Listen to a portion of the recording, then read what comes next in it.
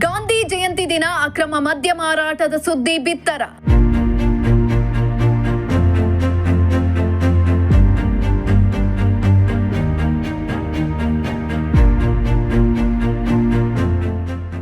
ವರದಿ ಮಾಡಿದ್ದ ಪತ್ರಕರ್ತನನ್ನ ನಿಂದಿಸಿ ಆವಾಜ್ ಹಾಕಿ ಬೆದರಿಕೆ.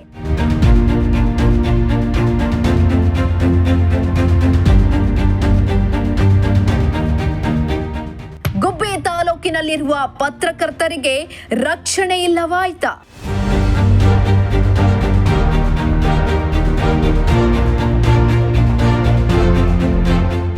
ಎಸ್ ವೀಕ್ಷಕರೇ, ಇತ್ತೀಚಿನ ದಿನಗಳಲ್ಲಿ ನ್ಯಾಯಬದ್ಧವಾಗಿ ಸುದ್ದಿ ಮಾಡಿದ ಪತ್ರಕರ್ತರ ಮೇಲೆ ಹಲವರು ಗೂಂಡಾಗಿರಿ ವರ್ತನೆಯನ್ನ ತೋರ್ತಾ ಇದ್ದಾರೆ. ಕೆಲವರು ಕೊಲೆ ಬೆದರಿಕೆ ಹಾಕಿರುವ ಘಟನೆಗಳು ಕೂಡ ನಡೆದಿದ್ದಾವೆ. ಅದ್ಯಾಕ ಏನೋ ಪತ್ರಕರ್ತರಿಗೆ ರಾಜ್ಯದಲ್ಲಿ ಭದ್ರತೆ ಇಲ್ವಾ ಅನ್ನೋ ಪ್ರಶ್ನೆ ಕೂಡ ಮೂಡ್ತಾ ಇದೆ. ಇತ್ತ ತುಮಕೂರು ಜಿಲ್ಲೆಯಲ್ಲೂ ಕೂಡ ಇದೇ ರೀತಿ ಬೆದರಿಕೆ ಹಾಕಲಾಗ್ತಾ ಇದ್ದು, ಕಳೆದ ಅಕ್ಟೋಬರ್ 2ರಂದು ಗಾಂಧಿ ಜಯಂತಿ ದಿನದ ಹಿನ್ನೆಲೆಯಲ್ಲಿ ಸರ್ಕಾರ ಮದ್ಯ ಮಾರಾಟ ಮತ್ತು ಮಾಂಸಾಹಾರವನ್ನ ನಿಷೇಧ ಮಾಡಿ ಆದೇಶವನ್ನ ಹೊರಡಿಸಿತ್ತು.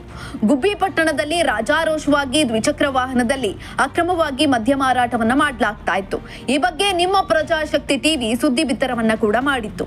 ಆದ್ರೆ ಸುದ್ದಿ ಮಾಡಿದ್ದಕ್ಕೆ ವ್ಯಕ್ತಿಯೊಬ್ಬ ವರದಿಗಾರನಿಗೆ ಬೆದರಿಕೆ ಹಾಕಿ ನಿಂದಿಸಿದ್ದಾರೆ.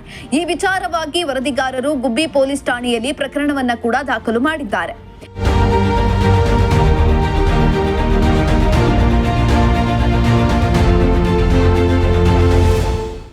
ಕಳೆದ ಅಕ್ಟೋಬರ್ 2ರಂದು ಮೈದಾನದ ರಸ್ತೆಯಲ್ಲಿ ಹಾಡು ಹಗಲೇ ರಾಜಾರೋಷವಾಗಿ ದ್ವಿಚಕ್ರ ವಾಹನದಲ್ಲಿ ಮದ್ಯ ಮಾರಾಟವನ್ನ ಮಾಡಲಾಗ್ತಾ ಇತ್ತು.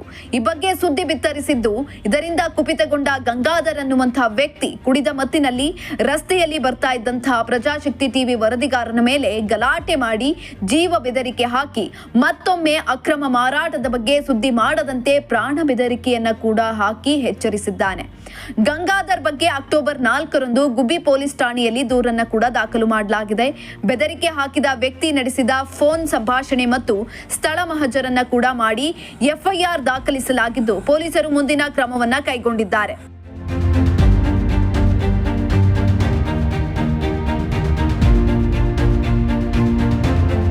ಅದೇನೇ ಇರಲಿ, ನಾಡಿಗಾಗಿ ಹುತಾತ್ಮರಾದ ಮಹಾತ್ಮ ಗಾಂಧೀಜಿಯವರ ಜಯಂತಿ ದಿನದಂದು ಸರ್ಕಾರ ಮದ್ಯ ಮಾರಾಟವರ ಸೇರಿದಂತೆ ಮಾಂಸಾಹಾರ ಸೇವನೆ ನಿಷೇಧಿಸಿ ಆದೇಶವನ್ನ ಹೊರಡಿಸಿದೆ. ಆದರೆ ಸರ್ಕಾರದ ಆದೇಶಗಳನ್ನ ಗಾಳಿಗೆ ತೂರಿ ಕಾನೂನು ಉಲ್ಲಂಘಿಸಿ ಅಕ್ರಮ ಮದ್ಯ ಮಾರಾಟ ಮಾಡಲಾಗ್ತಾ ಇದ್ದು, ಅಂತಹ ವ್ಯಕ್ತಿಗಳ ವಿರುದ್ಧ ಸುದ್ದಿ ಮಾಡಿದ್ದ ಪತ್ರಕರ್ತನಿಗೆ ಬೆದರಿಕೆ ಹಾಕಲಾಗಿದೆ. ಜೊತೆಗೆ ನಿಂದಿಸುವ ಕೆಲಸಗಳು ಕೂಡ ಕೆಲವು ಮಂದಿ ಕಿಡಿಗೇಡಿಗಳಿಂದ ನಡೀತಾ ಇದೆ.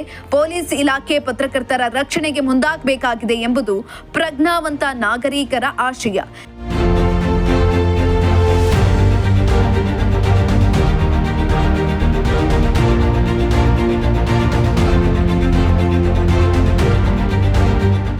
ದೇವರಾಜು, ಪ್ರಜಾಶಕ್ತಿ ಟಿವಿ, ಗುಬ್ಬಿ.